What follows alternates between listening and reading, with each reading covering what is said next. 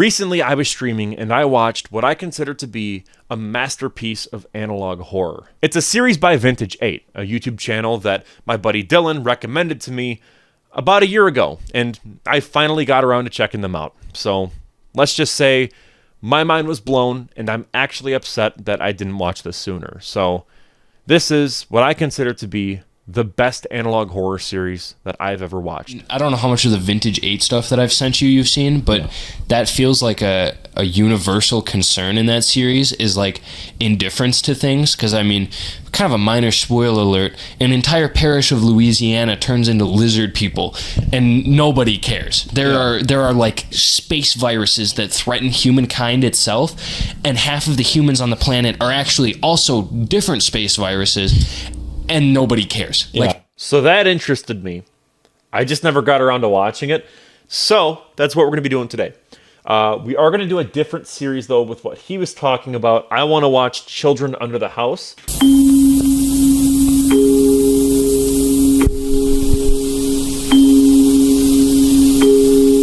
Last week, I do this every time, and people rip on me for it, but we're going to read.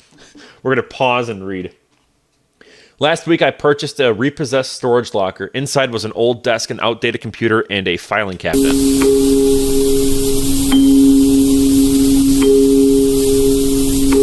letterhead of a few loose documents read, "The office of Julia Liu. From what I could find, she was a successful child therapist in Kate's Crossing from the late 70s to early 90s. Her obituary stated that she died on December 18th, 2015. Interesting. Now, I have a feeling, judging just by all the thumbnails here, that we're going to be getting deep into some like drawings and like children's psychology. I think we're going to get really weird here, and I'm genuinely excited for it. So I'm interested already.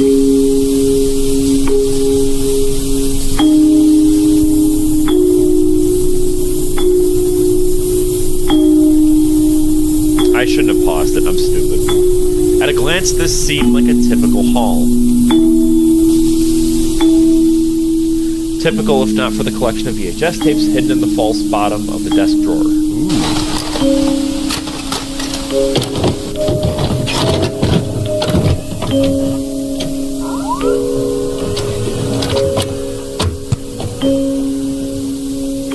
Hey John, $1 million idea. A way to share a video without waiting on the mail. What do you think? Anyway, as I said on the phone, I think this may be the easiest way to get you up to speed on what I'm dealing with here.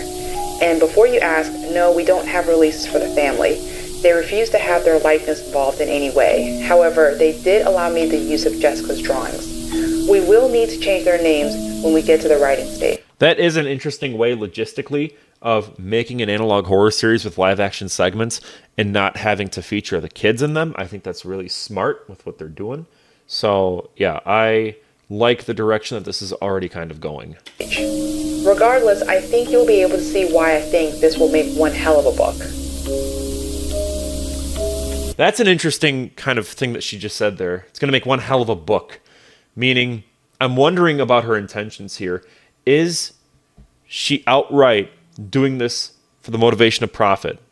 If she is, I think that is very interesting. And that's a wild angle to kind of take it. So, Lizard Boy G, thank you for the 2. Oh my God, thank you so much, man. I really appreciate it.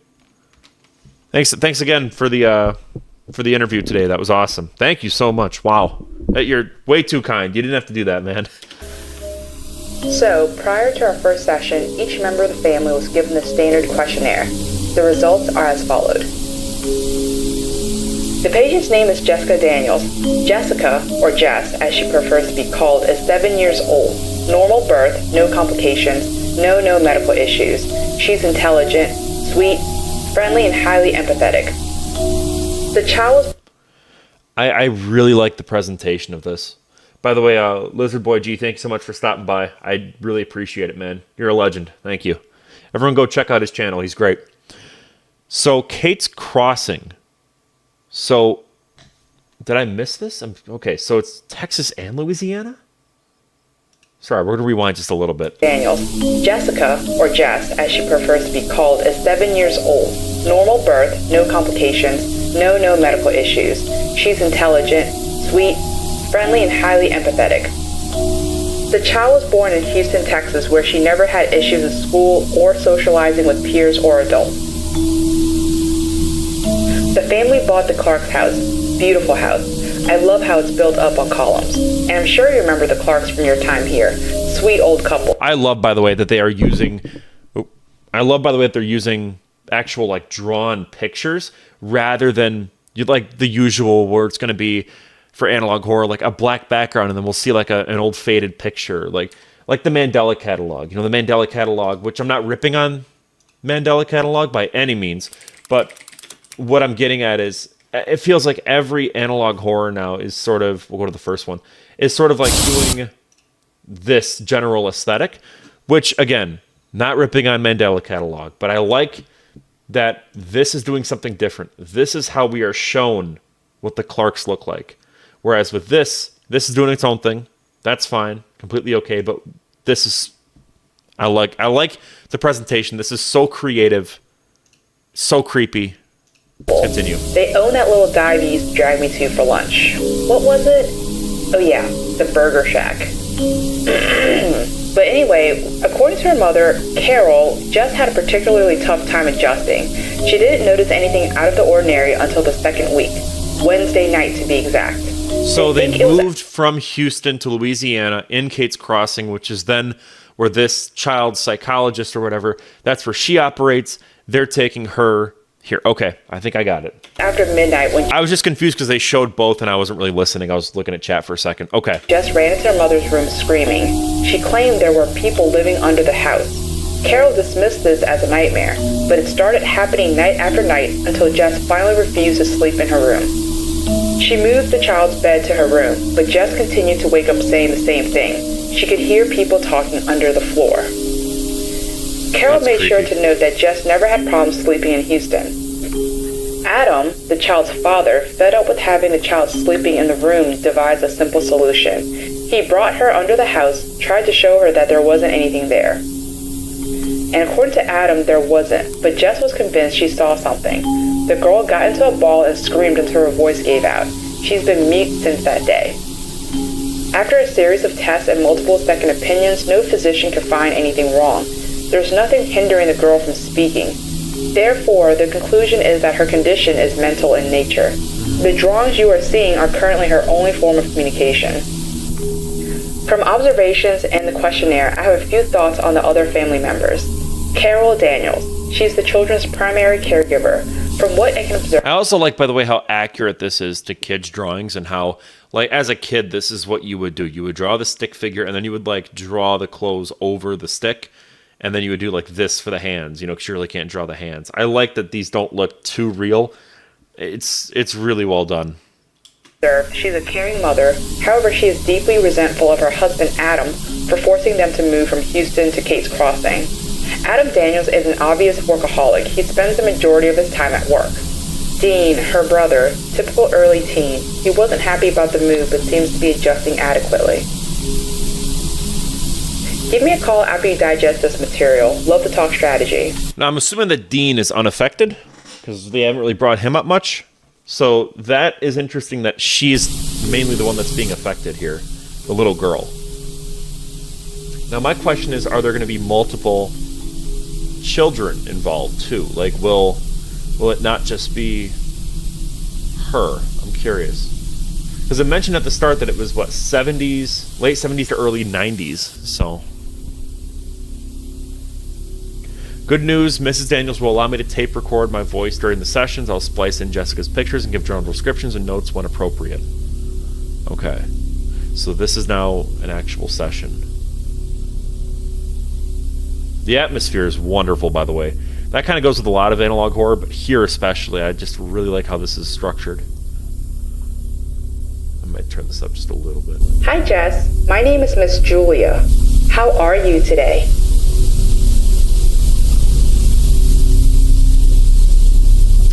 Has your mom or dad told you why you're here?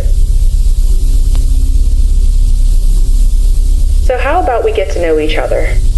Would you like that? What's your favorite food? Mine's spaghetti. French fries? What's your favorite color? I like that one too. Tell me about your family.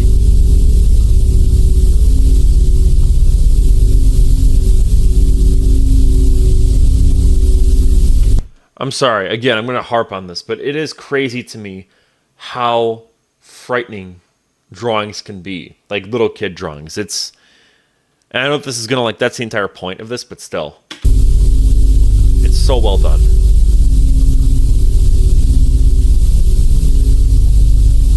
So that's Dean on the phone. Okay.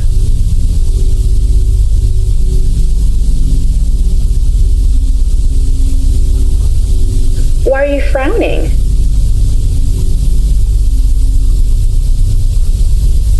Okay, so how about you tell me who that is?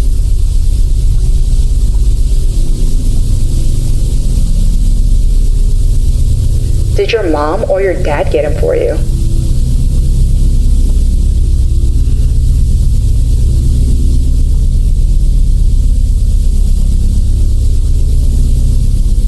That's very sweet. Tell me more about your friend. I want to make a note here. She stared in the corner of the room as if she was waiting for permission. She then shook her head in the negative. So something's in there with them. Okay, so only she could see these things. And it's now she's just not speaking entirely. That's freaky. Okay. Is someone here, Jess? Is that your friend in the corner? I don't like that. Oh, my.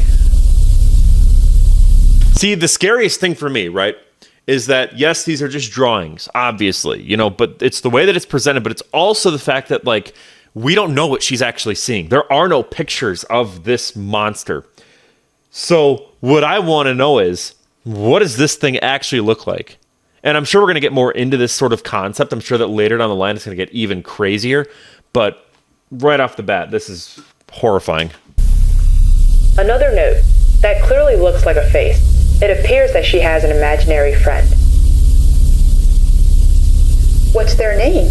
Maybe we could all play together.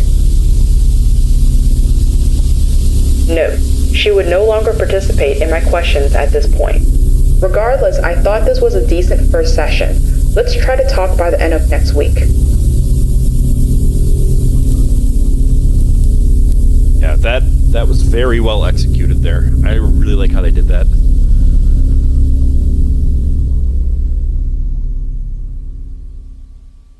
Now, I know that these are all episodic, but I figure watching it in this format might be the best way to go about it. So, session 2.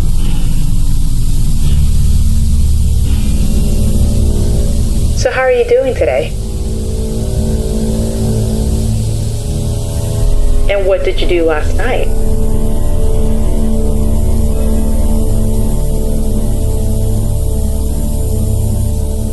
Let's play a game. If a genie came out of a bottle and granted you 3 wishes, what would those be? Oh no. How about I go first then?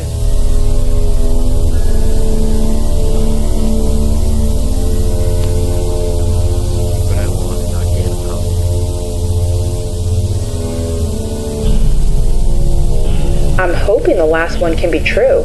Want to try?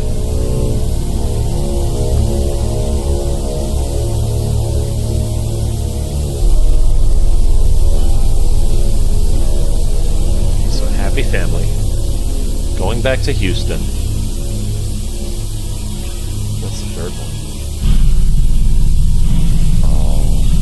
Oh no. Oh, we've got a FNAF situation, don't we? Where these are because it's children under the house. I kind of figured it was going to be Ghost, but I'm wondering now if this is like FNAF, where they are trapped under the house, and their whole thing is they're there forever, and they're tormenting her, kind of like Five Nights at Freddy's, with how the animatronics are messing with the security guard, even though they're just kids. Maybe these are poltergeist type figures, and maybe they can't even comprehend that they're dead. That's more sad than scary. Okay. I feel like that's, maybe I'm like looking way too deep into this, but that's kind of what I'm perceiving here. Are these angels? Is this who you think lives under your house? Kinda. So you wish they'd leave? Oh, they can't. Yeah. Let's talk about your friend, okay? I'm going to put this theory forward. We're 9 minutes into this hour, 20-minute long series, but this is my theory so far. I think that this is a serial killer who previously lived in the house and would hide the bodies under the house. That's what I think this is going to turn out to be. So, and what weirds me out is that her dad is the one that wanted to move there. So what I'm kind of putting together here is maybe her dad is the killer, and that's why they're tormenting the daughter as like punishment towards him, because he's just more annoyed than anything. So maybe he's not even like, he's oblivious to the fact that these ghost children are under his house. Maybe I'm looking again way too far into it, but that's kind of what I'm thinking right now. I don't know. Okay, John. Again, the girl stared into the corner of the room, almost like she was waiting for permission. Is that your friend? What's their name? No reply. Would you tell me their name if I gave you a sucker? How about two? One for you and one for them. Once again, the girl looked into the corner of the room, then shook her head yes.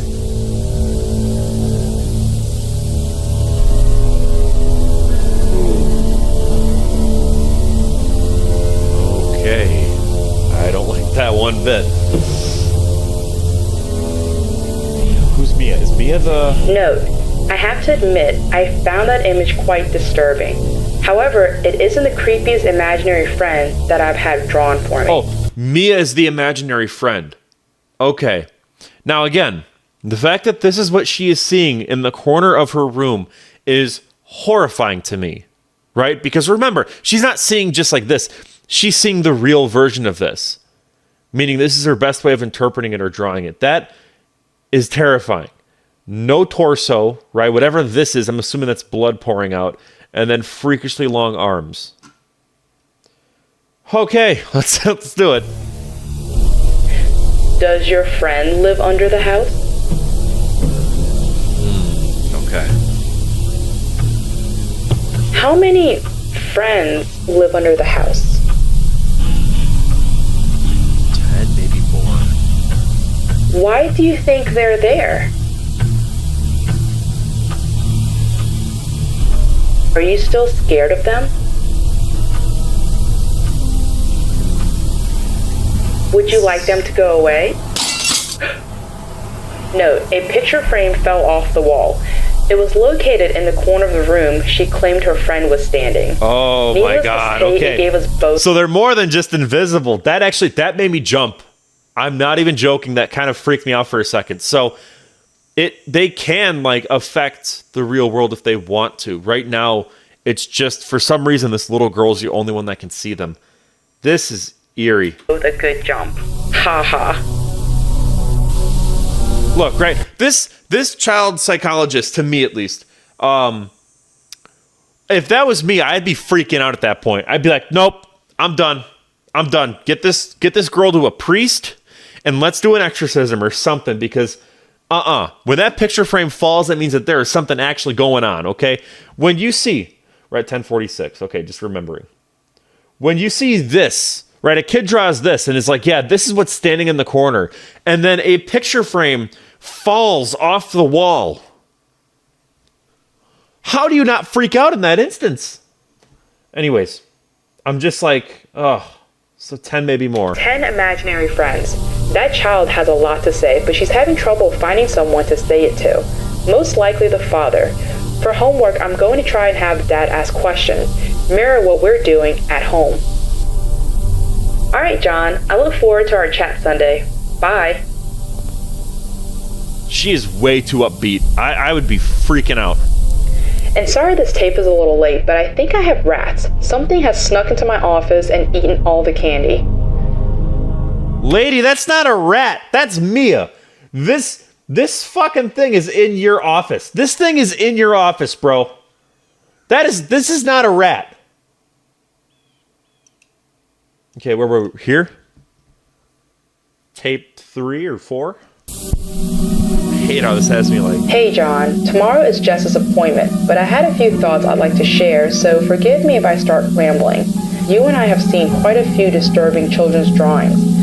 But I must admit, after re-examining this drawing, I feel there is something oddly true about this image. No. I feel like this drawing is rooted in something the child has seen. Perhaps...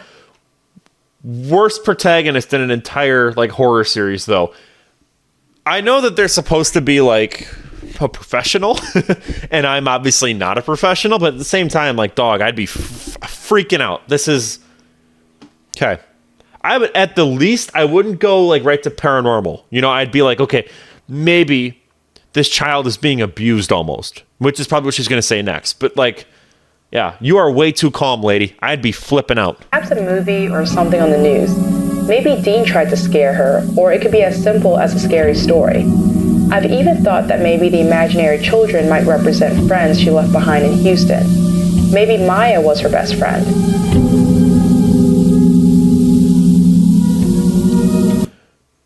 Quick thought, right? Just kind of like brainstorming.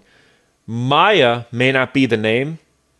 Missing in action is an acronym. Maybe that's that. I don't know. That sounds a bit too far-fetched, but still. MIA.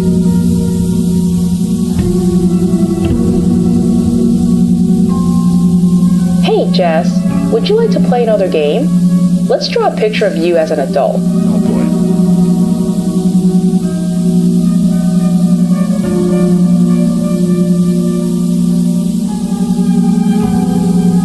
Why do you want to be a doctor?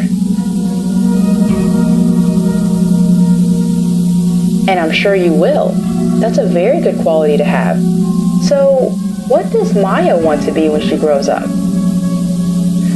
Note, as you might suspect, John, Jess once again became fixated with the same corner of the room. She shook her head in the negative over and over, and the motions became more and more aggressive. And as I was about to stop the young girl, Jess picked up a crayon.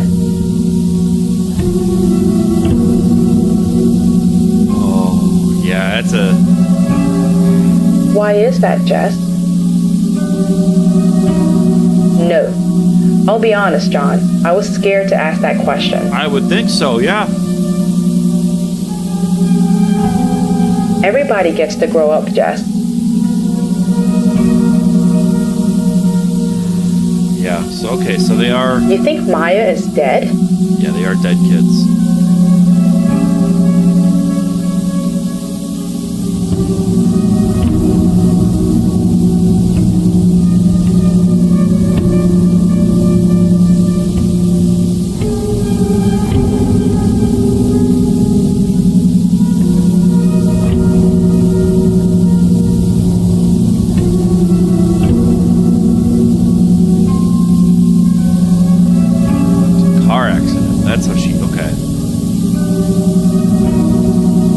Accident that she was like severed? Is that the gist of it?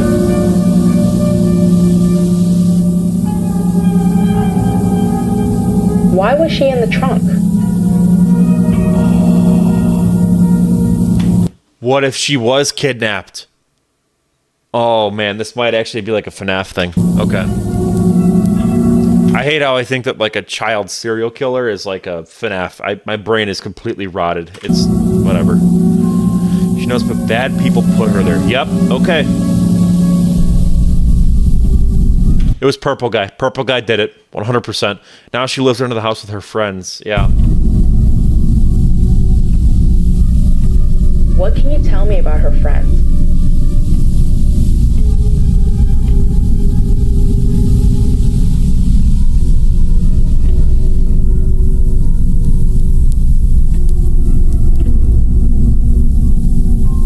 So, do you play with the other friends?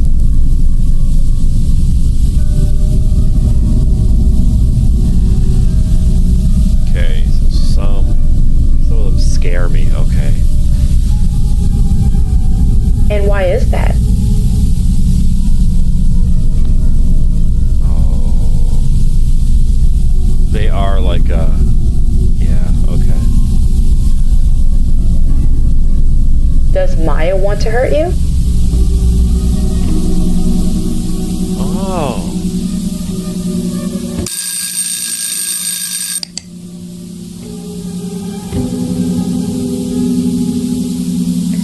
Before you go, Jess, can you do me a favor? For our next session, can you tell me more about your friends? Draw them? All right, I'm starting to like the protagonist a bit more. She's actually being a bit smart about this now. Oh, I just read that. Yeah, that wasn't no rat. That they were sneaking in there and they were eating. Oh my. Okay. Note, and I'm sure you will ask, I don't know how she knew I was out of candy. Yeah. There was a moment she was alone when she first arrived. Maybe she peeked in the desk. That's likely it, or the child is talking to the dead. Oh man. This is paced so nicely, by the way. You feel like you're a little bit ahead of it, but at the same time, you're still learning more information in a really interesting way that keeps you hooked and doesn't make you go, okay, come on, what's the next thing? Show me the next slide or whatever. You know, this is really well done. Usually my conversations with Mrs. Daniels don't extend too much beyond the session and pleasantries, but this time I could tell the woman was in distress. She asked quite a few questions about Maya. I, of course, told her that most children have imaginary friends and that I wouldn't worry.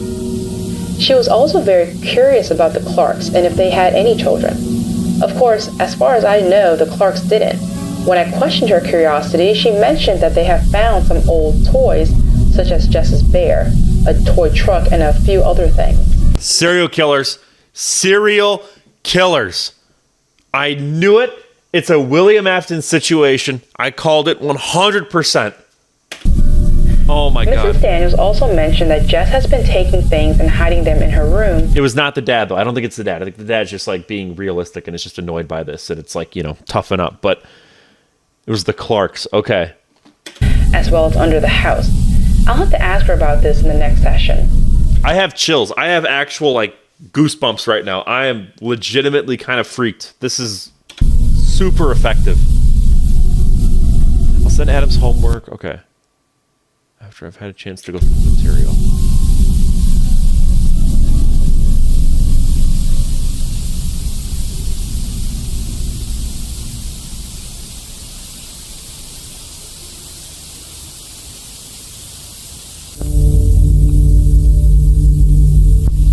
So this is the dad doing the homework with the daughter, just like the same session. So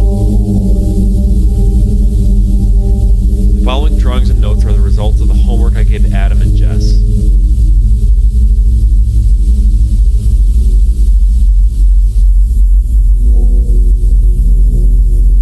How are you doing, sweetie?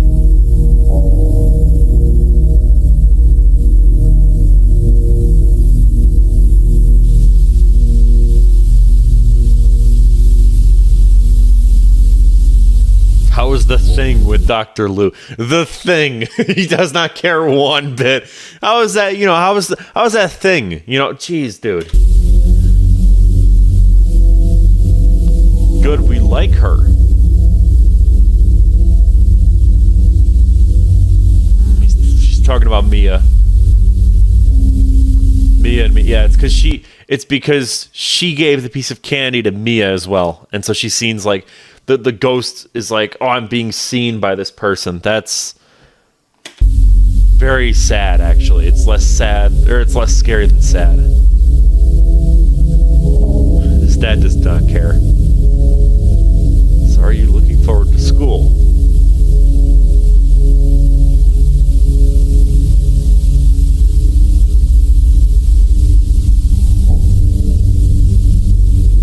Well, to be fair, you're talking to dead ghost children, so I would assume that other people would think that you are a bit weird for that. You know, I know that you're a child and you don't want to be doing, you know, talking to these ghosts, but like, you're gonna be called weird, you know?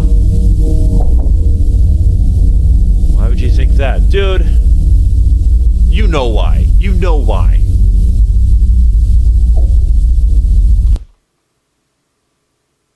Hold on. Because I am. But what if What if she meant to say, like, because Mia? I don't know. Maybe I'm going too, like, MatPat into it, but that seems like it's because of Mia, not because I am. Can't talk. Well, that makes sense too. Like, you know, kids are ruthless. I see ghosts. Okay.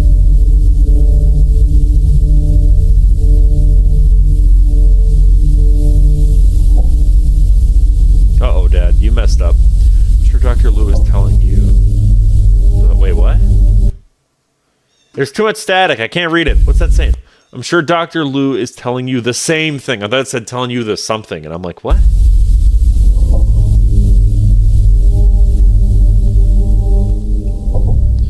Mia is not real. Of course she is. I can see her behind you.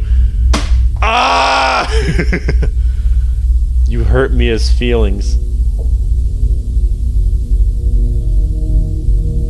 You made them mad. Oh, now I am mad.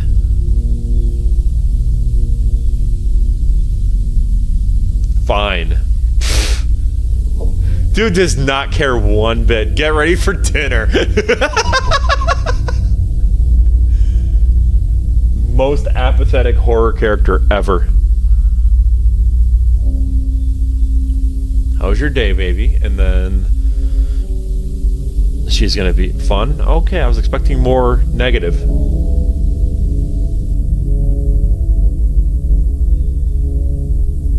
That's Mia. Okay. Mia read me a story. Okay.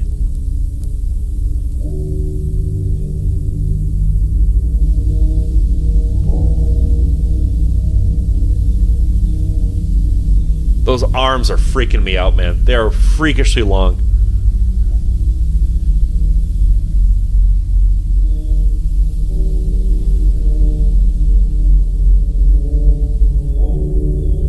The hell is that? What is that supposed to be?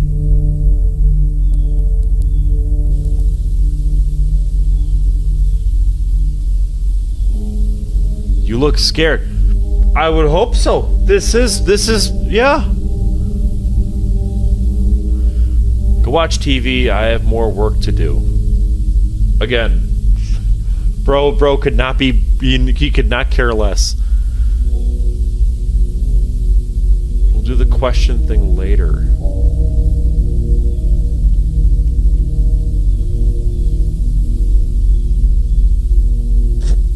He's given up. He's done.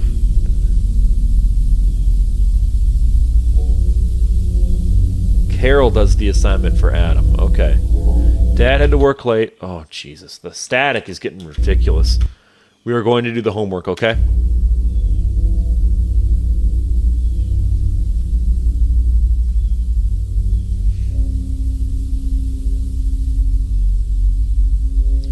You think I'll ever hear your voice again? Oh, that's just sad, man. That's just depressing. Yeah, you don't know. Oh, my God. Do you think it's the ghosts that are preventing her from talking, or is it more just like psychological? It's just trauma. Sometimes I think about taking you and Dean back to Houston. You can't do that. She wanted to go back to Houston, though. They will never let me leave. Oh, my.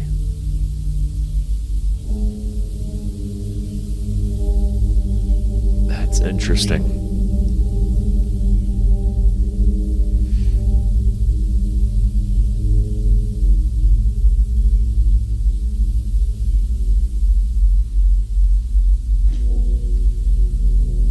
This is getting creepy.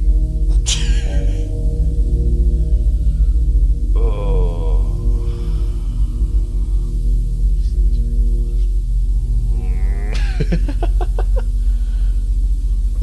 They're always there.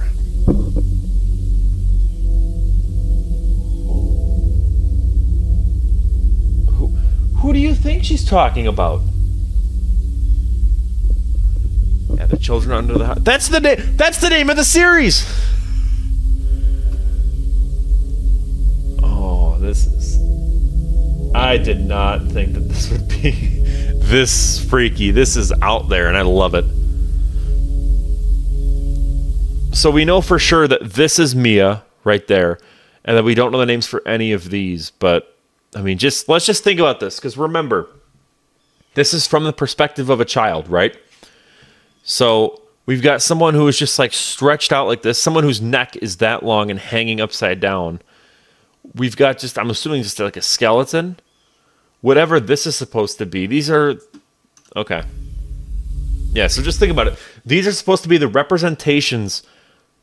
I'm not even, whatever. That's out there. We're their family now. Oh. And you can't leave family. That's menacing.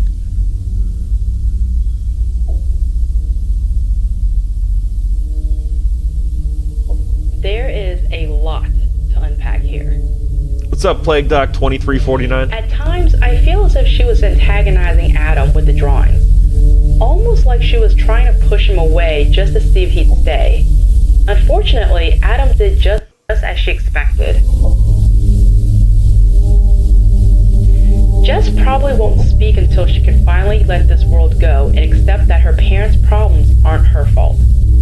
Again, I think this lady, you're not... Speaking of which, I probably should recommend a good marriage counselor for Adam and Carol.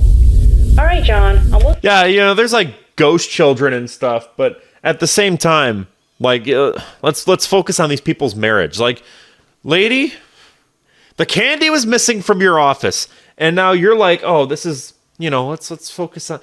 Dude, there are dead children under their house. Looking forward to your thoughts as usual.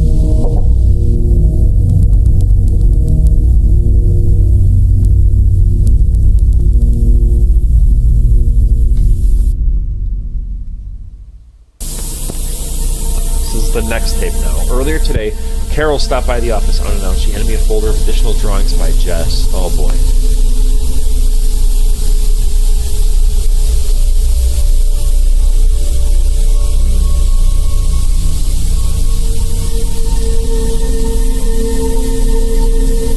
The notes included on this tape are from memory. Regardless, I think you'll find them worrisome.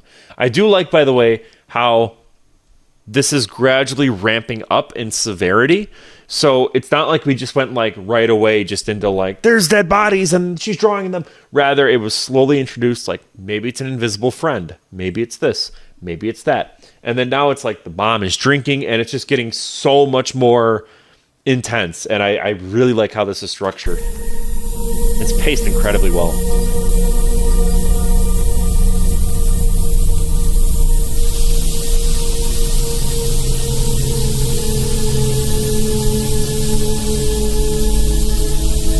Dr. Wu, how are you?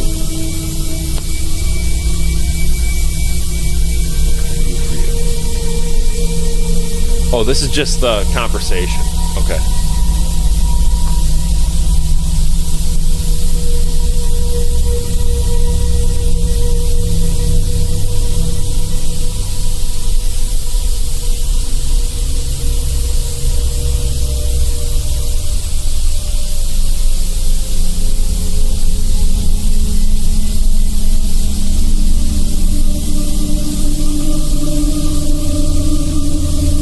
So clearly the mom is being affected too, right? Like whether or not she wants to admit it, I think she might be seeing this as well. So now I'm wondering, is it just the women in the family that are seeing the dead, or the ghost children, I should say? Interesting.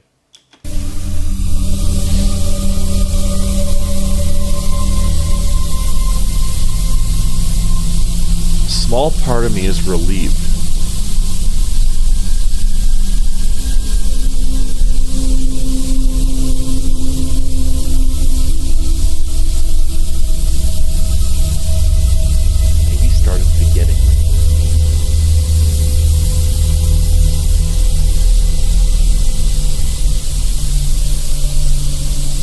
I'm actually kind of like antsy right now.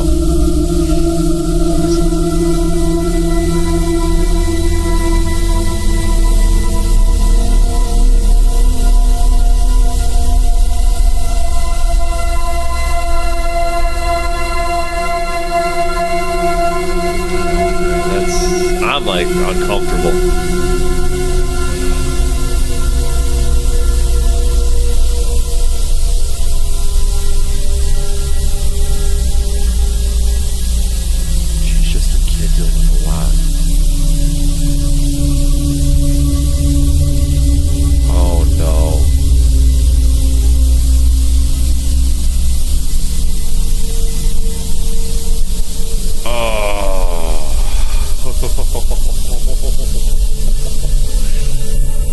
really good. This series is so good.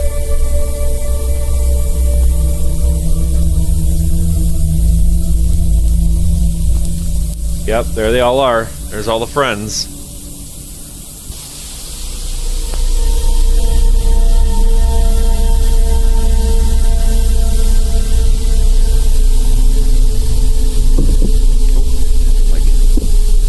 Lots of reasons that can cause this stress, exhaustion. Oh, so it's not just the women. The son has seen it too. Just gonna turn this down just a little bit. Things he can't explain. Yeah, so it started with the daughter. Now it's affecting pretty much everyone. Oh, now he's hearing Mia. Ooh.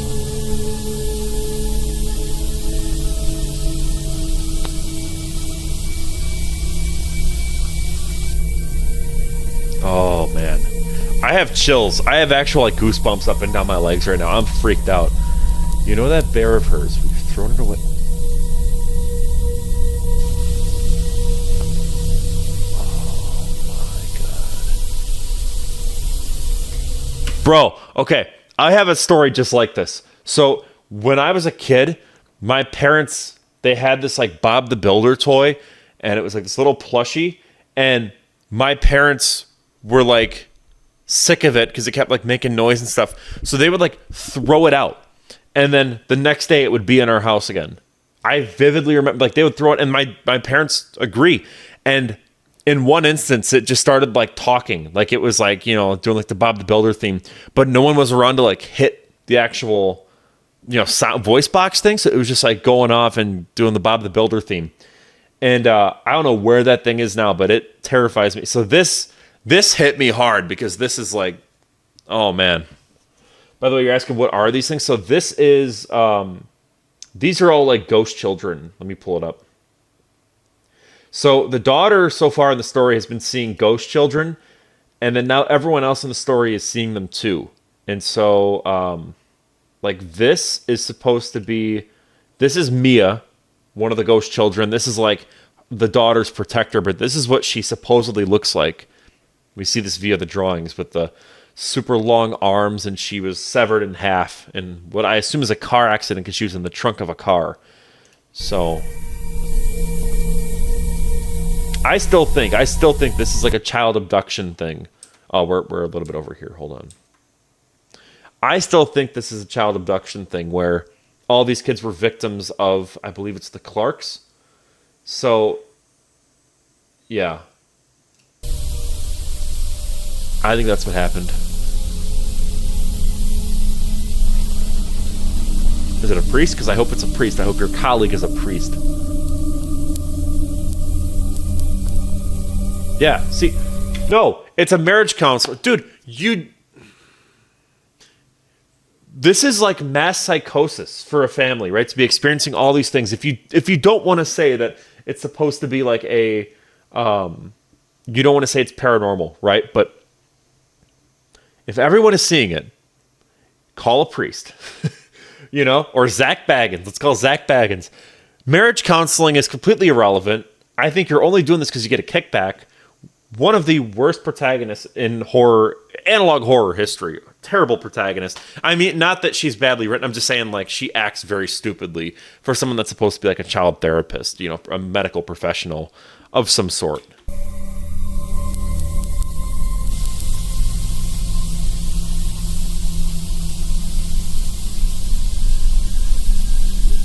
Yeah, what did happen? Why is she here now beyond everyone hearing it? Oh, they're going to find bodies.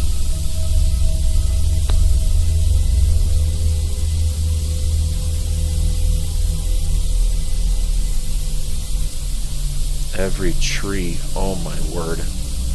Yeah, if they don't find anything. Well, either way, lady, it wouldn't be your yard. It's under the house. It's under the house. That's what your daughter's been saying. Listen to your daughter.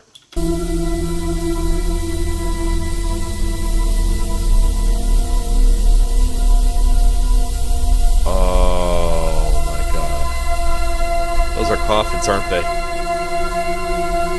Oh, And underneath the house. Okay. Again, I love the presentation here.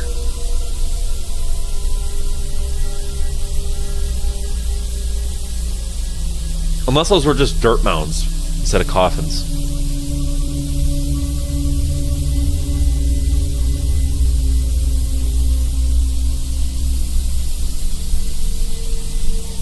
Okay, now I'm even more interested. Those weren't coffins, those were just dirt mounds. Okay, I misinterpreted that. There are no kids under the house. Okay. Just a box of toys and a few menus from some old restaurant called the Burger Shack. Sorry, this just reminded me, I'm like thinking like maybe they're clues. You know, like maybe this is like they're buried under the restaurant.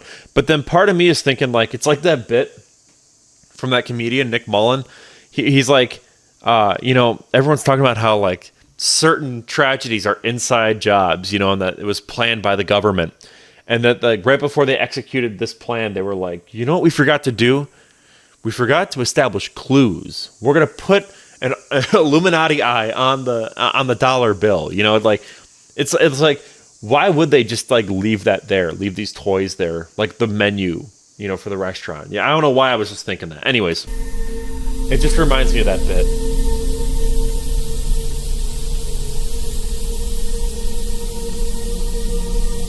So now I'm curious what Burger Shack is and what the relevance to that is.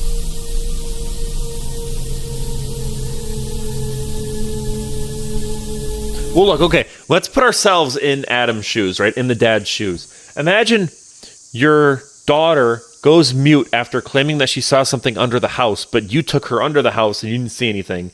And then now it's like now your wife and then your son are also claiming that they're seeing dead kids. You'd think like, yeah, this is like mass psychosis. Like you people belong in straitjackets. You know, realistically, that's what I feel like most people would be thinking, most normal people. So part of me is like, I get this guy, but on the other hand, it's like, why would you let your wife dig up your entire yard? That also seems crazy to me. Anyways.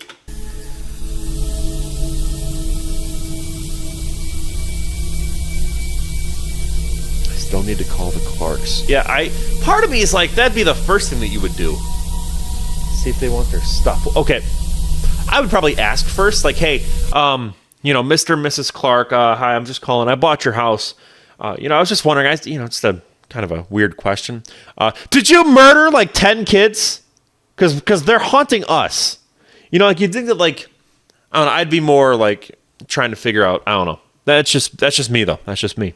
Just an idea. I don't know.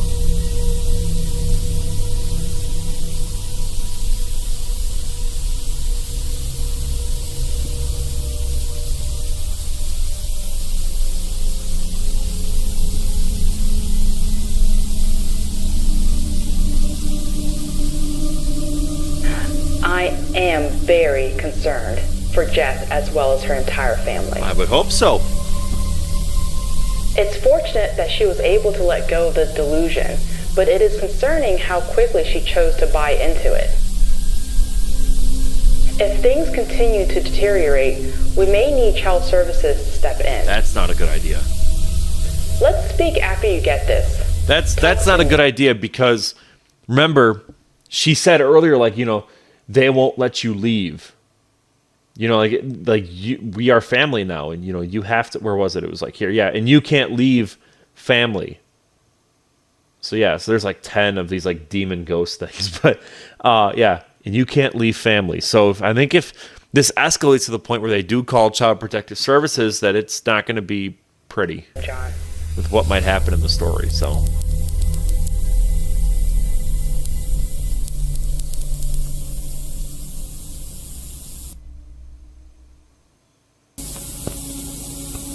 Hi John, it's a few hours before Jess's session, and I just received a phone call that absolutely made my day. Oh.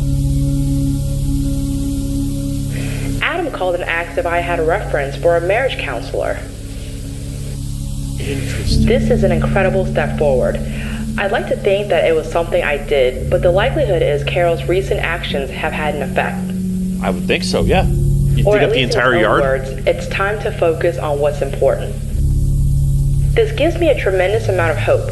Even if they can't save their marriage, they may be able to learn how to cope and keep their problems from spilling onto Jess. I still think the Clarks are involved. I think that they're the ones that did this. The reason being, my cynical like writer film brain is they wouldn't be relevant to the story if you know, like if they're being mentioned constantly, right? And if they weren't relevant to the story, it would be bad storytelling. But I have a feeling that Vintage 8 know what they're doing when it comes to good storytelling. They are relevant somehow. I don't know to what extent, but they are relevant. There's no way that they aren't. Note, considering what I have reviewed in the homework and the conversation with Mrs. Daniels, I was surprised to find Jess in such a chipper mood. Something happened. Something happened. And the fact that we're only like halfway through kind of terrifies me. You know, like the fact that this is, yeah, something bad happened. I don't feel good about this. Yeah, there's Mia with even longer arms now. Hello, Jess. How are you today?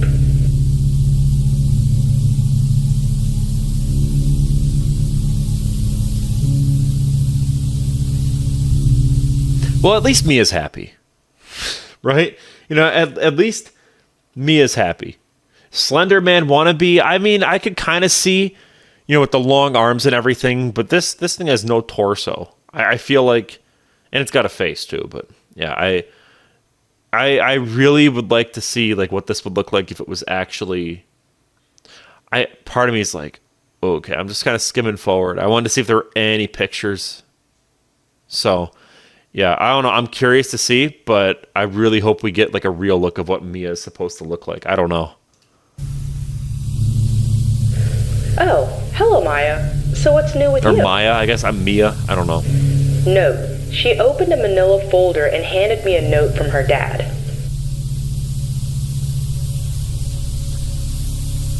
Okay, let's read it because I don't think they're going to read it. Hey, sweetie, I'm sorry about the last few weeks. I'm sorry about a lot of things. I can do better and I will do better for you, your mom, and your brother. Oh, I know. The ghost, like, fucked with him. And now he's like... So either... oh, my word. So I'm convinced now. The ghosts are, like, tormenting him. And they're like, we'll leave you alone if you, like, treat your family better. I think that's it. Because this is very out of character for him, and I think the only way this would realistically happen for this character is if the ghost children like started like seriously messing with him. So, anyways, I love all of you more than I love myself, and I'm going to start showing it. I think this is more of the ghost doing, because why would Maya or Mia be so happy? I'm ready to start believing you. Yeah, they were met. They did something. They did something to that man that changed his whole life around. And now he's like, I'm sorry, I'm sorry. Also, yeah, that is her spine sticking out, by the way. No, clearly Adam is turning a corner. I believe this will be very important in getting Jess to start speaking again. This is great, Jess. So is this why you're in such a good mood?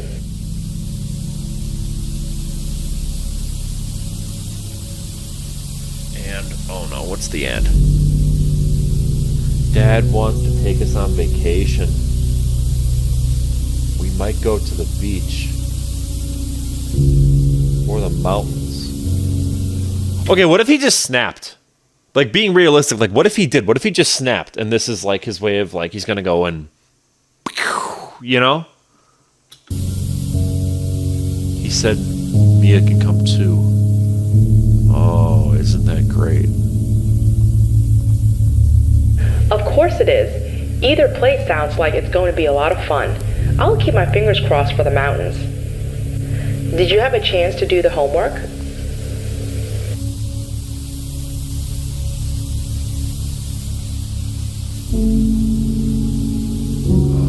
Okay, so maybe we're going to hear now from Mia's perspective. No, John, I thought I was prepared to see what she wanted to show me. I was wrong. Oh boy. Okay. It's the burger place. That's the restaurant. Okay.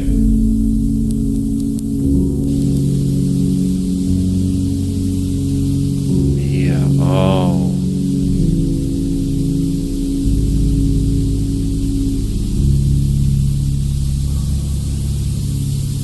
The bad people gave Mia Mr. Bartleby, which is the bear that they can't get rid of. That's how they stole her. Mia wishes she didn't leave her family. Yep, so this is like they kidnapped her and then they put her in the trunk of the car, and then while they were speeding away, they hit like a telephone pole, and then Mia was split in half from the back. Okay. Is her dad wanting to end everything or find something? I feel like he snapped, and now either he's going to be like, we're going to end, like, I feel like that's either one of two things. I feel like, or maybe he's just like, it's possible her dad was like, what'll make you happy? Going on vacation? And then she's like, yes. And then he's like, oh yeah, we'll totally go on vacation. It's like one of those, just to get the ghost to like stop tormenting him. I think that might be what is truly happening.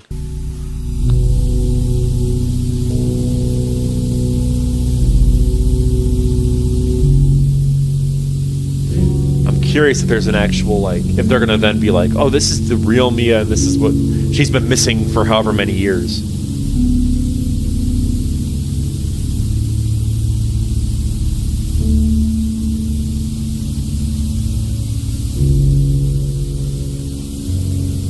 Shelley.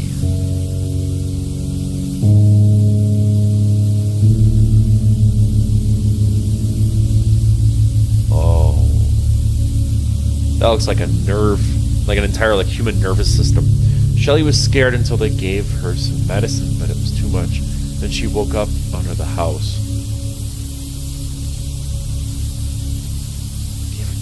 Do you think they might have drugged her or something? Or they being the people? I think it's the Clarks. I think the Clarks are the ones that did all this. Wendy. Wendy remembers being dead before she died. Oh, that's just dark. Being dead was supposed to be freedom. But it was another trap, another prison. Oh my god. Who's this?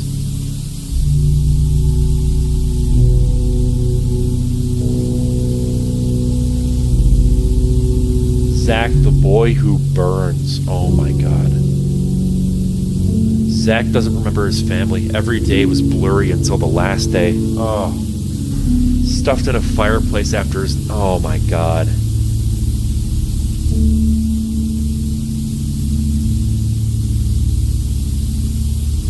Okay, so Brad is the skeleton. I was wondering who the skeleton was. There's someone in the window? I'm not too sure who that's supposed to be. Brad is the oldest. He was someplace dark for a long time. They forgot him and he died. He thinks his body's where they left it. Okay. I'm going to sit back a little bit.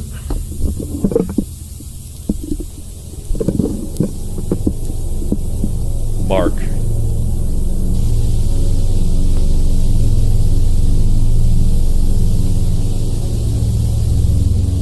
Oh, wow. Mark remembers running, but he didn't get far. Last thing he remembers is a loud bang. They shot him, probably. Yeah, there's always someone in the window. I bet it's the Clark family.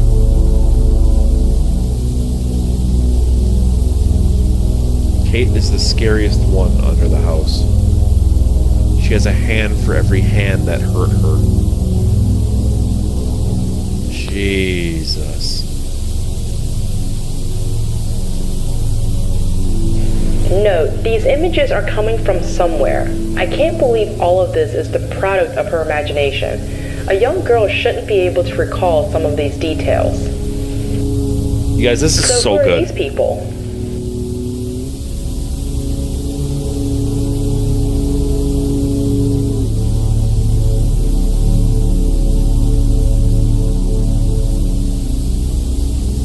Yeah, because I don't think they went over like 10 different ghosts. I feel like there's more, or there's less. They're mad because they want to remember. Yeah, it's frightening.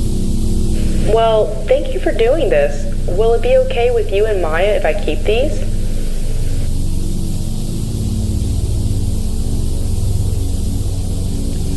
I wonder if these ghosts, if they gain power from exposure, meaning if more people are aware of their existence and, you know, their lives, then maybe that's kind of how they gain power. And that's why, like, they were able to almost like latch on to the family slowly. You know, first it was the mom, then it was the son, and now it's the dad. And I wonder now if we're going to start seeing that this therapist, Dr. Lou, if she's also going to start seeing them now, because it's almost like this is how they latch on. Like they tell their stories and then it goes to the next person. Because remember at the start, she said that the little girl was seeing, or she was hearing voices while she's trying to sleep. So I wonder if that's part of it. I think that you have to understand their stories for it to kind of work. I feel like that's kind of the rule, maybe. I guess we'll find out. But that's where my brain is sort of going. Thank you. So, Jess, why do you think you stopped speaking? That's horrifying.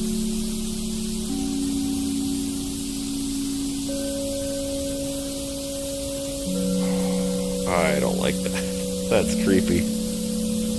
So you don't think you'll ever speak again? I bet if they get freed, then she gets her voice back. Depends on what? Yeah, okay.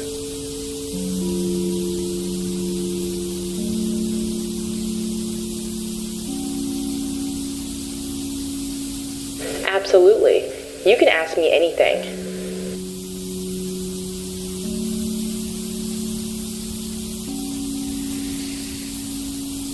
Oh.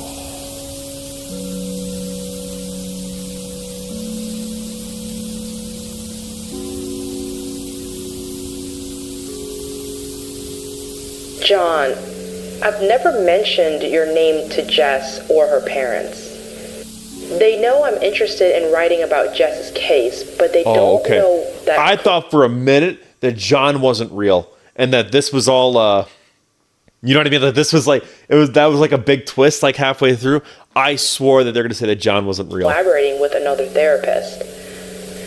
I thought like John was one of the kids under there too. You know what I mean? Like that's kind of where I was thinking at first, but okay. Think about this a little more.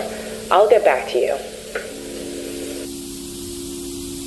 That freaked me out for a second. I'm like, is that where we're going? Because that's crazy.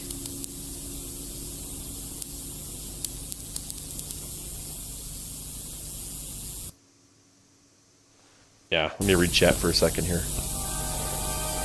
John, I know you disagree, but I'm leaving for the library. I have to know if any of this is true. I know you think there's a logical explanation not rooted in the supernatural, but unfortunately, I just don't see it. I would think so, because, yeah, this is supernatural. I've never mentioned your name. Your name isn't written anywhere in my office. It's not even on the tapes. Oh, written on the tapes. I was going to say, she mentions his name. And no, I don't edit these videos in the same location I see patients. I've gone over every suggestion you gave me, and none of them line up. Not one. Look at it this way. If I find nothing, this will be your chance to rub it in. Tell me you told me so. God knows it wouldn't be the first time.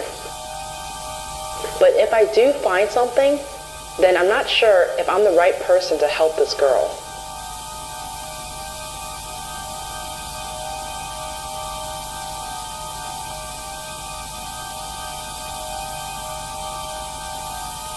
It took most of the day, but after going back nearly 10 years, I found what I was looking for. Okay, that's Brad. Yep.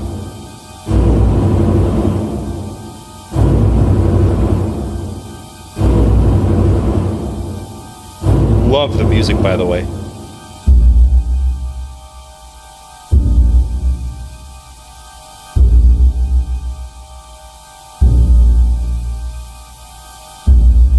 Zach's disappearance is just one of many that have plagued the area.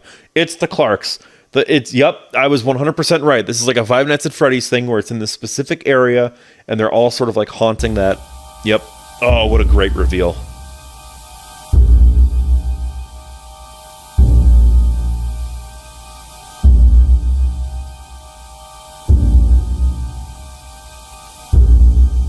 That's a terrifying picture, by the way.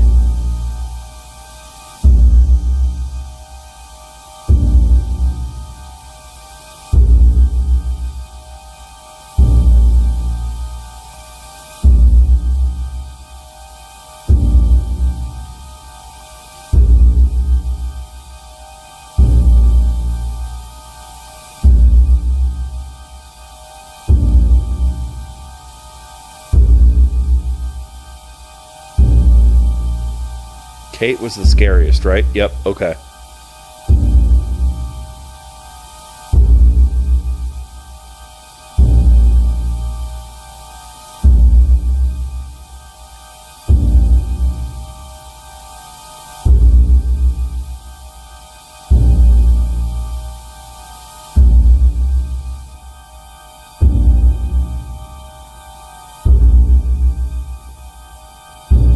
So that's Mia.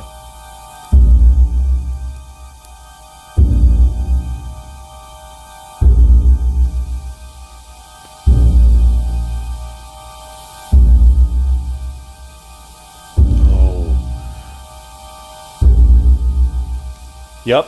Okay, so they found the body. I wonder if they only found... Oh my god. She had... Oh my god. Okay, so she had heroin in her system. That's dark. That's dark. Wait. Her kidnappers, Ralph Kemp and Jared James. It's not the Clarks. They're residents of the parish penitentiary. Wow. Okay. So we have two names. So I was like, I read this down here, and then I was like going like up like this. Wow. These two, though, Kemp and James could have just been the mules for the Clarks, too. Not to fully exonerate the Clarks.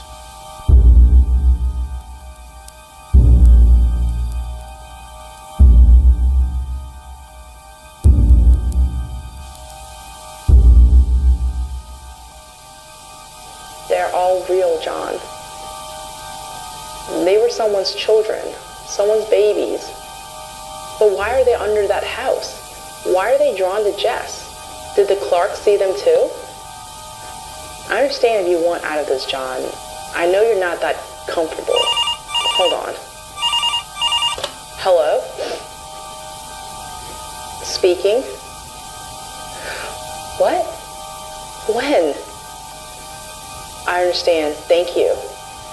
John, Adam was just murdered.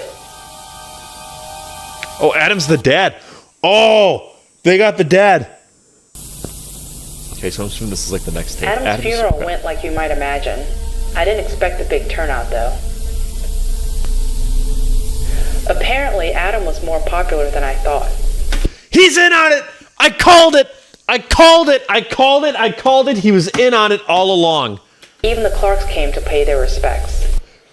The Clarks were responsible, and I think this is an entire, like, trafficking organization that's happening in this town. So I think I was right, because earlier in the stream, I said, I'm like, I wonder if Adam's part of this, and that's why they're moving here, because it's, you know, like, no one else wants to be here except for Adam. So this is Adam's motivation for being in this town. And like this, there was like mules and stuff, and those were the people that were killed in that car accident. That's what happened.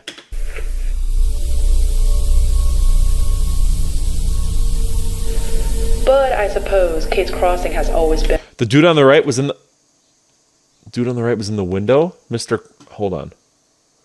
That was back here, wasn't it? He had a beard... So... This. Alright. We'll go back a bit. I believe it was here. No, I think it was up here more. Yeah, because it was when they were going over all the incidences. think it was the next picture. Oh, yeah. Yep, you're right. That's him there. That's Mr. Clark. Oh my God, I have chills. Okay. So we already got all this stuff, so we're going to go, yes, here it is. Specs. Yeah, everyone was in on it. But I suppose Kate's Crossing has always been a friendly place.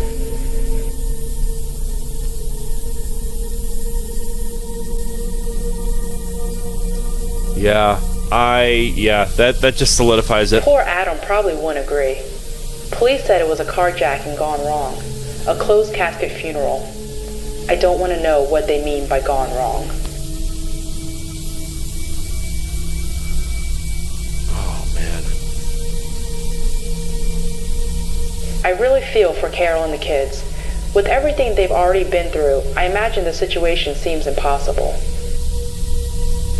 I just want to help, but I really don't know how.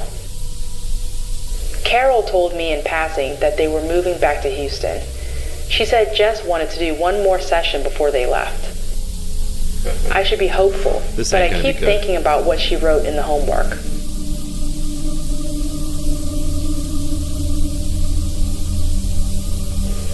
Do I show Carol the articles and beg her to stay, or let them go and hope for the best? I think Adam was in on it. And if they do go, how do I help those poor children trapped under the house? It's just too much, John. Too much. I have a week before her session. I'm going to think it over.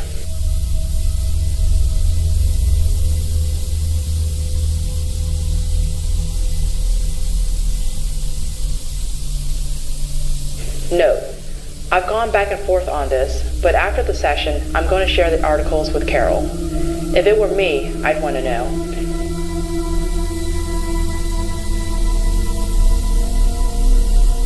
Hi, Jess. How are you today? I do think that the ghosts had a part in Adam's death. I think that's 100% true. My theory as of right now is that it is a trafficking ring in this town in Louisiana that they live in, and that the Clarks were behind it. Adam was part of it, but not like an important member, you know? Or maybe he was, because then he ended up living in the Clarks' home. And that there were like mules and stuff, because, you know, those were the people that were actually doing the work, and they were the ones that were kidnapping people. It's kind of like the movie Prisoners, where the gist of it is that so in this movie, Hugh Jackman, he gets his daughter gets kidnapped, right? And so he goes out looking, and he ends up getting Paul Dano, who plays, you know, the Riddler in the Batman. And because he thinks that he's the one that kidnapped it. And the cops are like, nah, he's innocent. And spoiler alert for Prisoners, right? Because he like tortures Paul Dano's character in the most horrific ways imaginable. When in actuality, Paul Dano was a victim himself. And it was this woman here who she, you know, according to her, that Paul Dano was her son, when in actuality he wasn't. He was just another child that she kidnapped.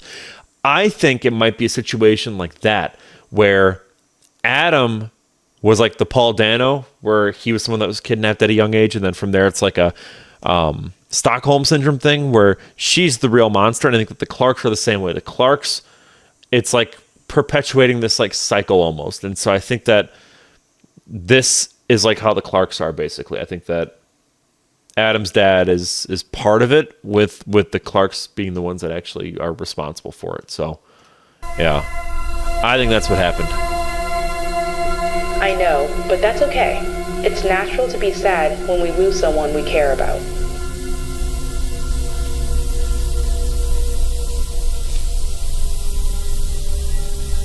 Jesus Christ, that's Adam, right?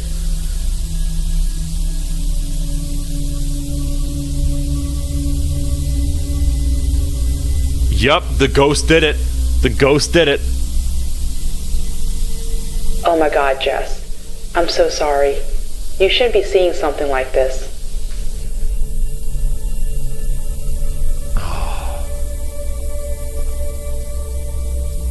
Is that Shelley in the background?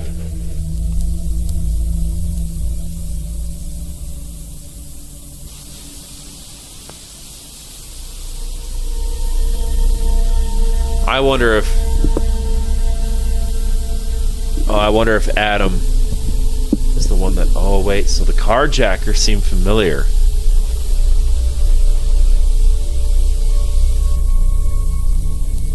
Does she know who that is?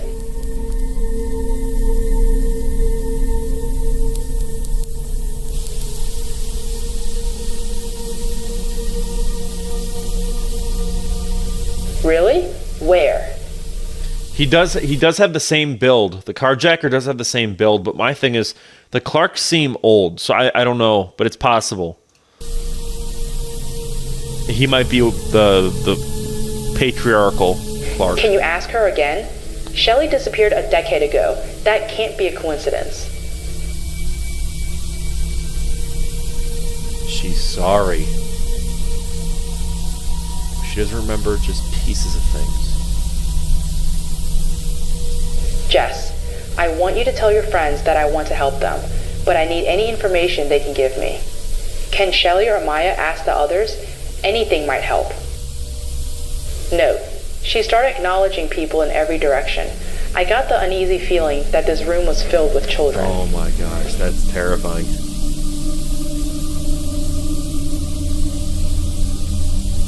They're just, yeah.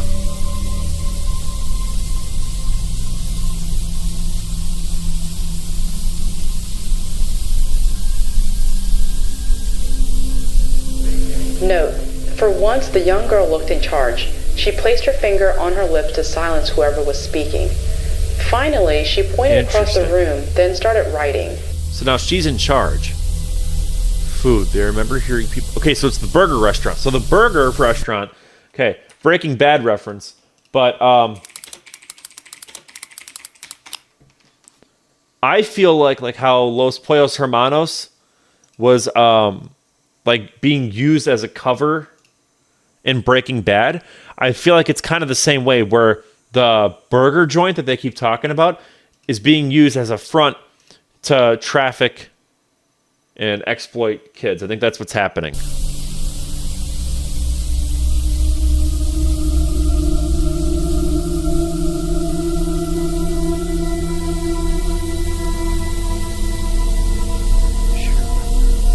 Faces than others. Yeah, this is an entire group. Yeah, it's trafficking. It's their money. They're selling these kids, I think. That's got to be what's happening.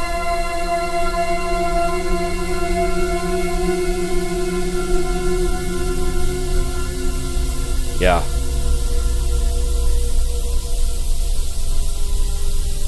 Mark said maybe it was a man. I think I nailed it right on the head.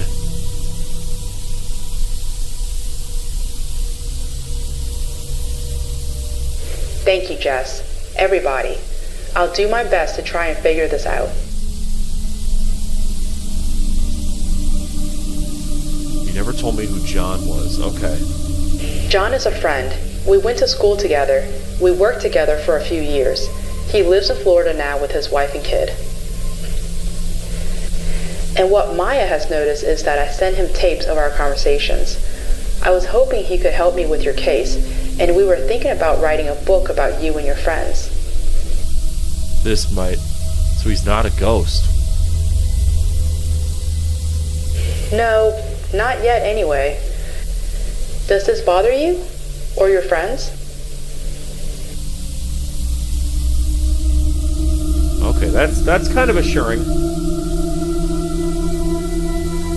See, they might be at the house, the bodies, I mean, but they did mention that, like, Mia's body was found, that they recovered that, but that, like, some weren't, some were. So it's kind of like, what I'm wondering is because Mia's, like, split in half, I'm wondering if, like, half of her body is...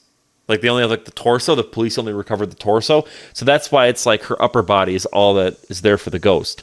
And that with others, you know, like, maybe it's just, like, the head or who knows. But I feel like that's kind of where this is kind of going to. And it's possible, you know, you mentioned it in the burger restaurant. I think that, yeah, it's possible that a lot of the bodies are hidden at the burger restaurant, too. They do say it's an old restaurant. So that might be a factor, too. That it's maybe abandoned, or maybe a different restaurant is now there. So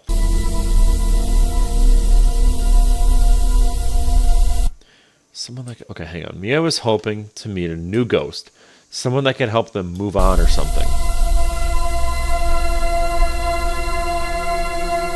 You know this is goodbye, right? Yes, your mom told me that you were going back to Houston. Uh-oh. Why not? Oh, no. The ones that don't remember will never let me leave. I'm going to try and talk to your mom, okay? I said this would be an issue. What if, hold on, what if we're getting a bit ahead of ourselves here? What if Adam was not part of this, and instead he really was going to take them on vacation? And by vacation, he means like moving away. So then the ghost got angry and then killed him over that. That's maybe what I'm thinking. I don't know. But either he's connected and they got revenge on him, or he wasn't connected, he wanted to go on vacation, that upset the ghost, and then they whacked him. I think those are the two options.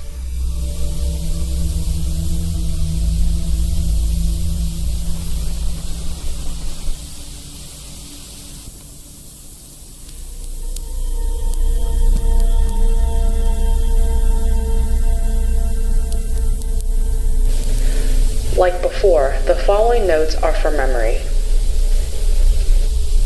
I want to thank you for everything you've done for Jess.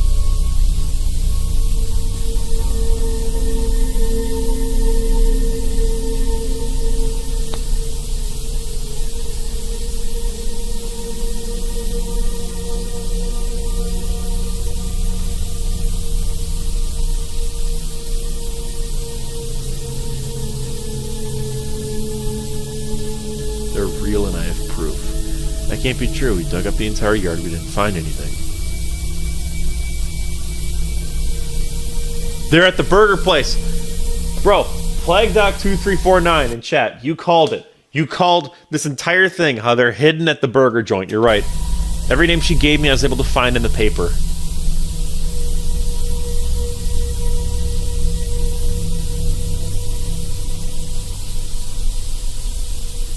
And Jess isn't... ... supernatural. Yeah, she's not crazy. And it's a good thing we're leaving. That's what I wanted to talk about. I was hoping you'd consider staying. Okay. Why?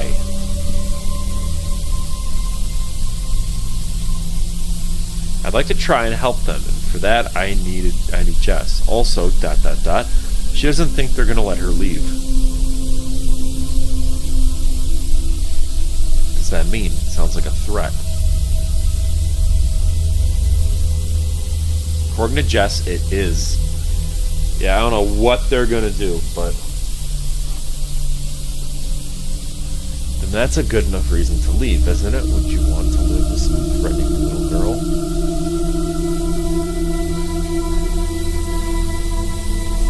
I think the mom's gonna be stubborn, and she's just gonna leave.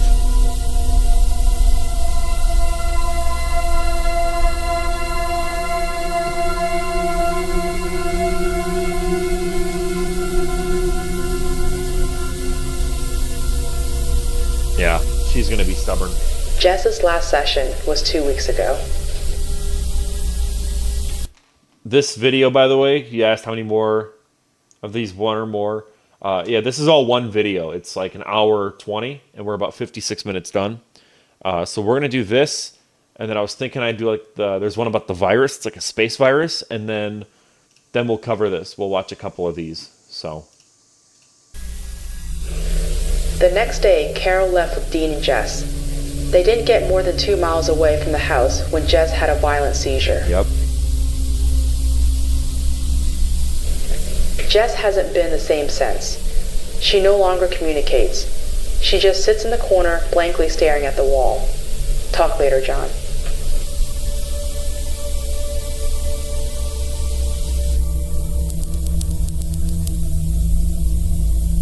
That's wild.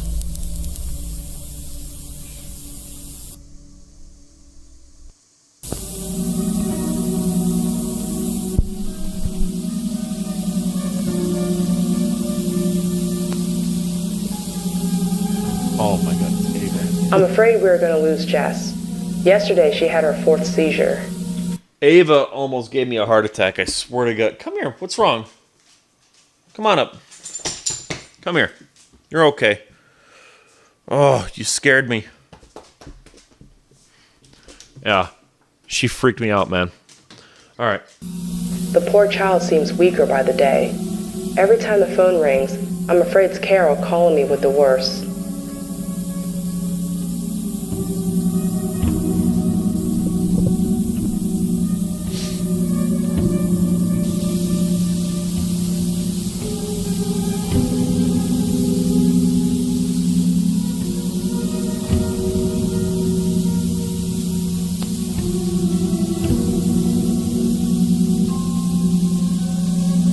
The good news is that Jess still communicates. Each morning I find several of her drawings waiting for me in the office. At least, I hope that it's her leaving me drawings.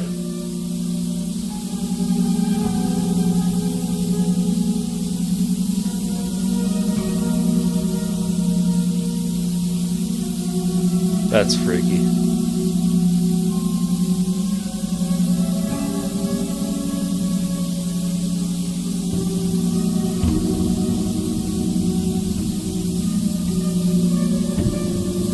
It's scary where I am. Jesus. It's like another world here. It's cold, or it's dark and cold. I do like the balance between the supernatural stuff and then the actual, like, crime, you know, like the true crime, like finding the killers, you know, and the bodies, and I like that aspect of it.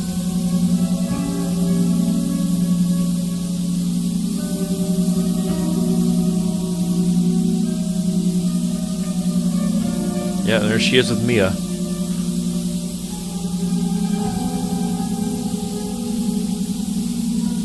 Dad isn't here. Oh man. Was she killed? No, she had a seizure, I suppose, or something like that, and then now she's just kind of like a vegetable. But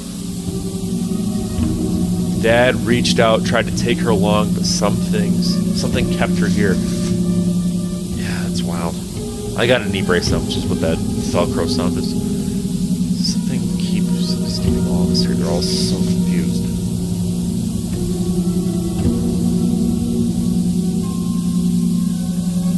They try to remember but can't. They're stuck in a loop that makes no sense.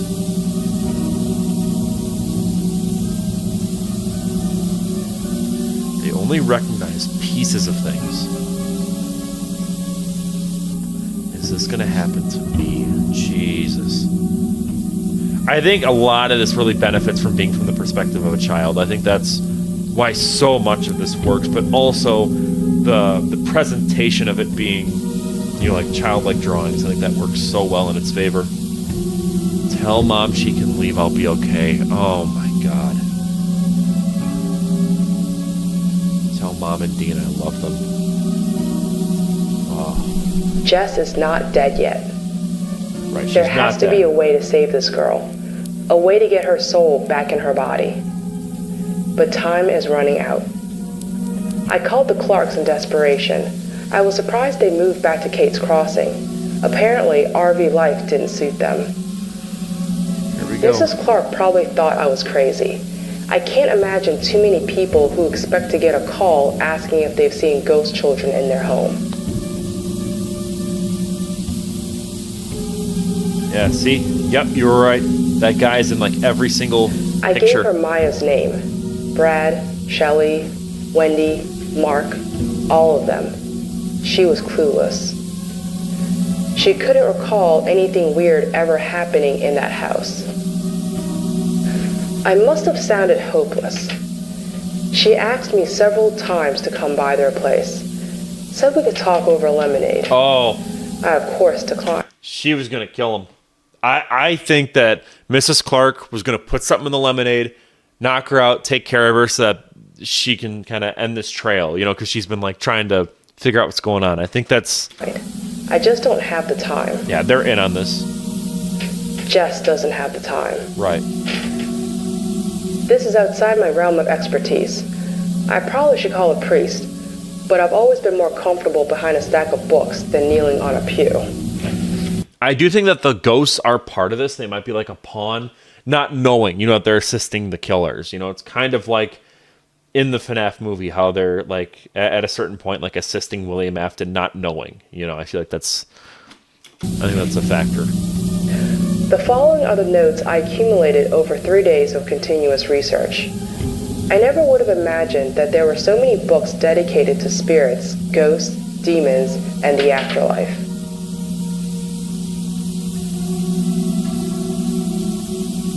What creates a ghost? Murder, especially those that remain unsolved. Sometimes the ghost will not move on until the murder is solved.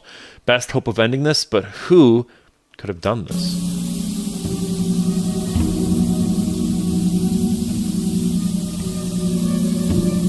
I shouldn't have paused it.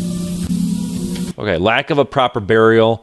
Possible most of the children have never been found. Time loops. Ghosts might be stuck in their last moments. Why don't they remember their last moments? Just kind of fast forward.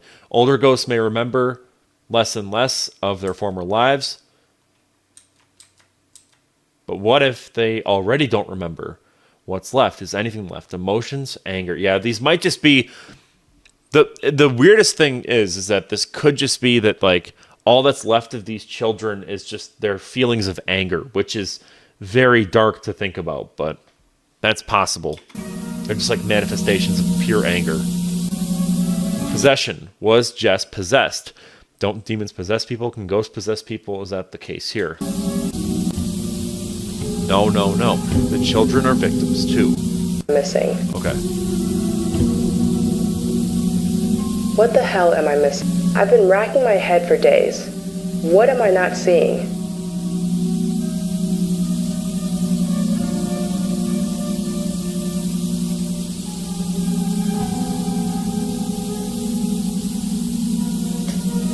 So how does Ralph Kemp and Jared James fit in? Were they the killers? Were there others? Heroin? ? Why are the kids under the Clark's house? Yeah, I still think that Ralph Kemp, Jared James, and Jess's father were involved as kind of like pawns of sorts, or mules, as I originally said, where they are the ones that are doing the actual trafficking. And then from there, the idea is then they hand them off to the Clarks, who then sell them, or if something goes wrong, then they horrifically unalive them, if we want to use YouTube safe terms. But yeah, that is what I think is happening.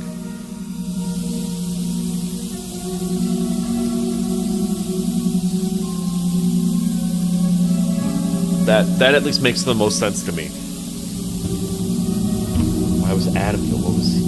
Yeah, I think the motive was that Adam was involved, and it's like tying up loose ends almost. Maybe there's a piece of something in one of the drawings that I missed.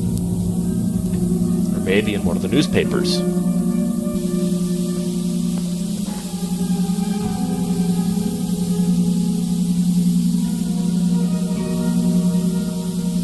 Yeah, so she had that no-no drug in her.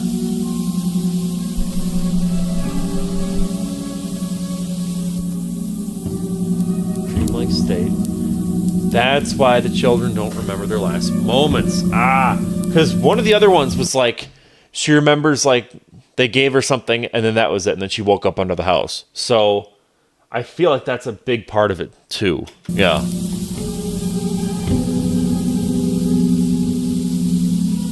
They're reliving that confusion. Yeah, they were being trafficked. Yep. I called all of this, dude. Let's go. I mean, it's sad, but you get what I'm saying.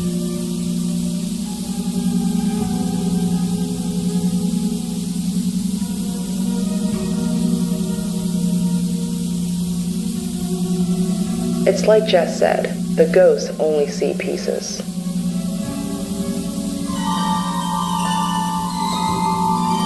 Yeah, they're not seeing the full picture. I think that's part of it. Oh, it all makes one picture. That's cool. That is so cool, bro. Oh my god, that's so cool. That is so cool. Oh my god, I have actual chills. That is so cool. Yep, there's both of the Clarks. There's the male one, there's the female one. Yup. Oh, I have goosebumps. This is so cool.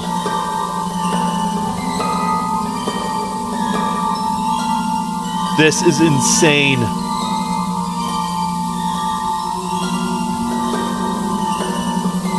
They were at the Burger Shack, John. Yup. Oh my god. Talk about rewarding storytelling. You know, rewarding the audience for paying attention. So well done. So well done. And who do these drawings look like? Yep. There's the Clarks.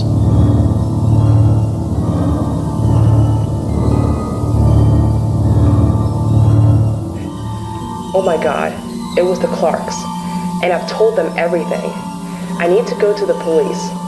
But who's gonna believe this? The Clarks are one of the most prominent families in Kate's Crossing. They're probably involved with the police too. Like And the I police are can't probably believe in on that it. a child's drawings will hold up in a court of law. I need to get Carol and those kids out of that house. And I shudder to think what would have happened if I took Mrs. Clark's offer for lemonade. I'd probably I was right. be under that house too. Hello? Really? That's incredible news. Yes, I'll be right over. And Mrs. Daniels, I have a lot to tell you. I don't think we can trust the Clarks, but we'll talk more when I get there. John, Jess woke up, but I'm sure you'll hear about this before you get the tape. She woke up because the therapist lady solved it. That's why. Because remember, they would be freed if their murder was solved, or, you know, whatever the story would be. That's it. That's I'm why. dropping this in the mail as I leave for the Daniels. If I or any of us disappear, it was the Clarks.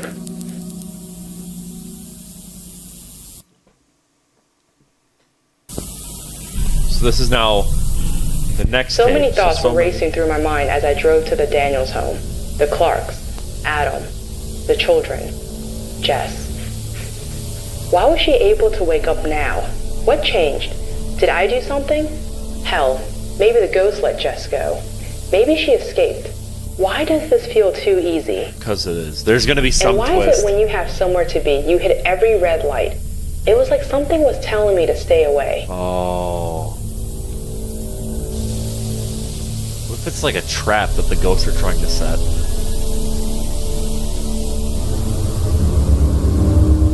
Oh, spooky. The moment I walked through the front door, I found Mr. Clark pointing a gun in my face. Jess wasn't awake. I was lured here, and I didn't need to guess why. Yeah. I knew in my heart that this was my fault. We were all going to die. Yep.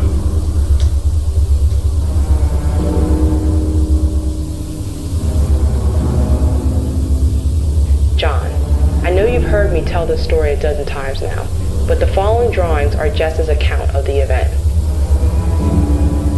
Although she was unconscious for the majority of the experience, Jess was incredibly accurate.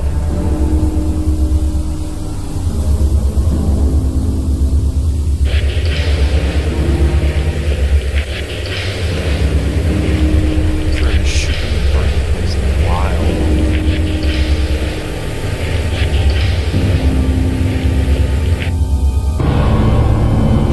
Yeah, it's kind of funny. Okay, you're supposed to leave after your husband died. Why didn't you just leave? Yeah, so the Clarks were behind Adam getting offed. Okay.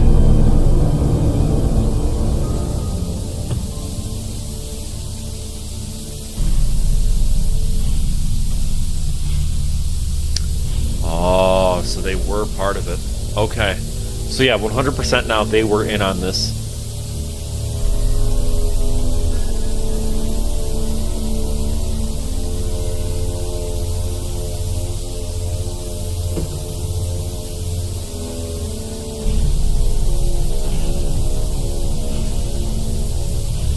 I'm so invested right now. The way this is playing out is just crazy.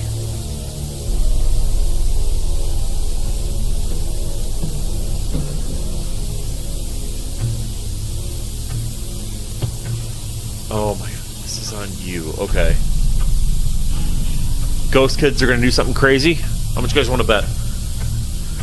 What about the other children? Were your hands tied when you kidnapped them, hurt them? You're asking if you're late? Not really, because we're going to watch... We're almost done with this. We got 9 minutes left. We're going to watch one more series from these guys. That's about like 30 minutes, I think. And then we're going to watch something else that someone's been suggesting. So, yeah, no. We're about halfway through the stream. But, yeah, we're almost done with this one. This series. We never hurt a single kid. It was just a business.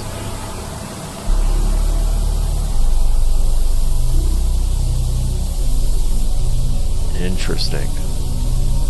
Tell that to the families you ruined. You might not have pulled the trigger taken alive, but you sent them on their way. Yeah, so it was like mules, basically. They were orchestrating this whole thing.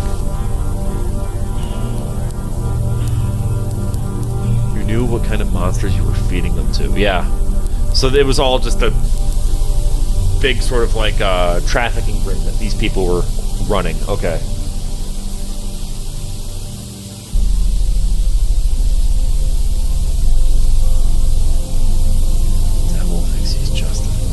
That's a hard fucking line right there. That's a hard line.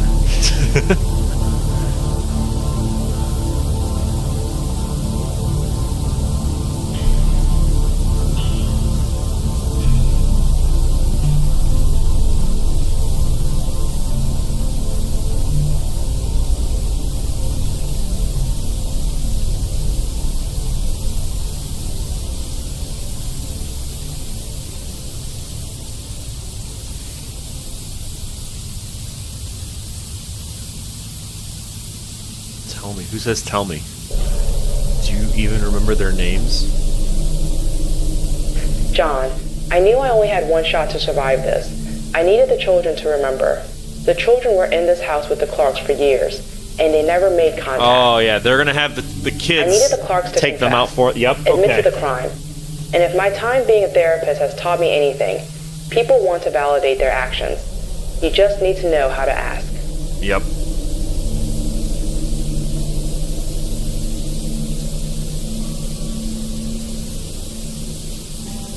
You don't forget that. This series is so good. Oh my god. Mia, Mark, Wendy, Shelley, Zach, Brad, Kate, Sue, Wes, June, Linda, Kristen, and Gladys. So some of these we didn't know. Like Wes, June, Linda, Kristen, Gladys. Like these we hadn't heard before. Maybe Sue. I don't remember a Sue. But yeah. So now they remember their names. Oh my gosh. We aren't monsters. We aren't monsters, he says while looking like this. Oh my god. Look at how... Oh my god. This is such a good series. I can't get over it. It's so good. Nobody wants to see a kid cry. The writing is so good.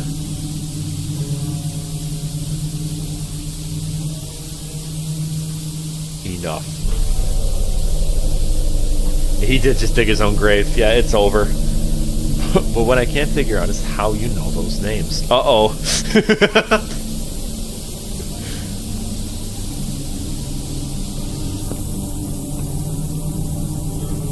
Toys I thought were destroyed. Oh! That's why they couldn't destroy the bear, because the kids were saving them so that... That's why the bear... They kept throwing that little bear out, right? That Jess was playing with. The reason why that bear couldn't be destroyed is because the ghosts were saving it, because that was evidence. That was their way of staying in this tangible... Oh my god, that's so good.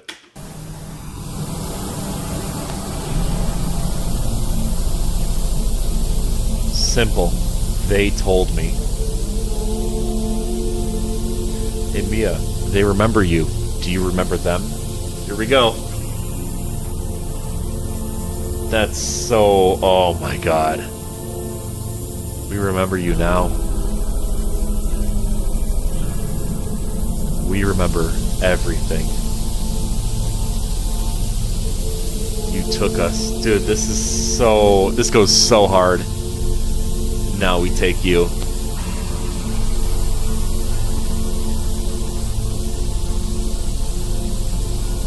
Yep.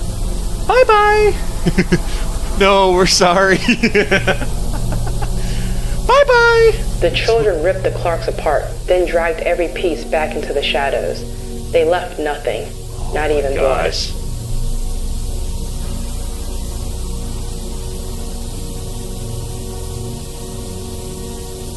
This is so good, you guys. Oh my gosh.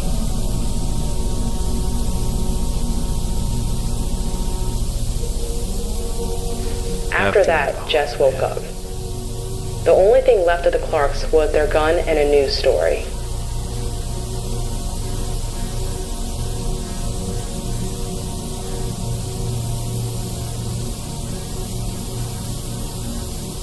Wild. No one will ever know what they did except us, and they will probably always be remembered as the kindly couple who owned the burger shack. But according to Jess, they got what they deserved. Yeah, I think so too. I agree with Jess on that one. Yep, there.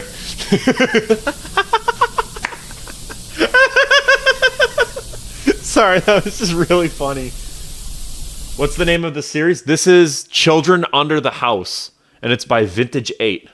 So if you want to watch the whole thing yourself, I highly recommend doing so. Obviously, I'm kind of ruining it by sorry, I just thought this was just really funny. Like the devil's and they're just in hell burning.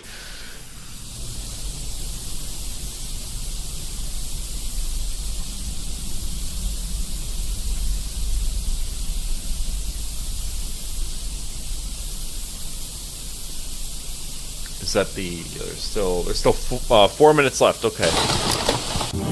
Fast forward just a little bit. This is like the epilogue. It's been 2 weeks since Jess woke up.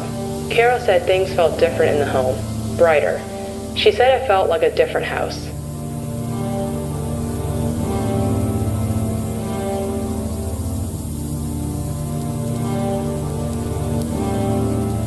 Carol told me they were finally moving back to Houston. Jess had been in a great mood since, but she still has not said a word. Maybe the children took her voice with them.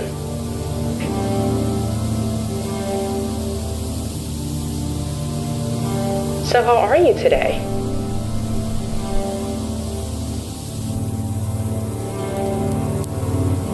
Are you looking forward to moving back to Houston?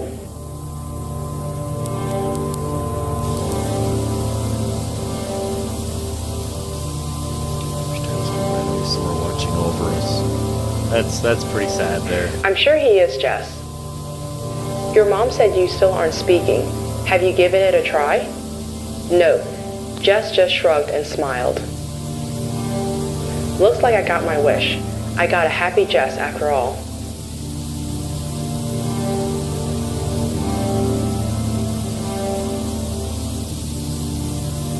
Have you seen Maya or the others? I got my wish too. They're freed.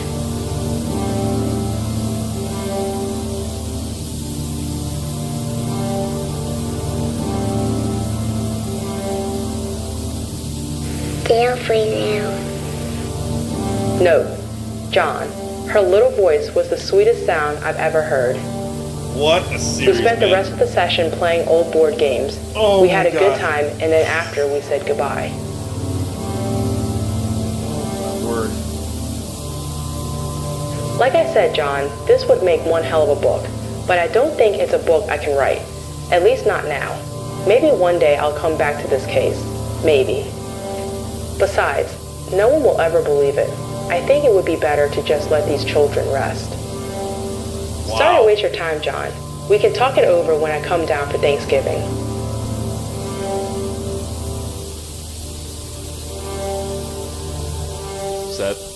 That's the end? I thought about destroying them. Oh, so she's older now. Okay, so this takes place 10 years later. It's been 10 years since I've looked at these tapes. I thought about destroying them, but that doesn't feel right.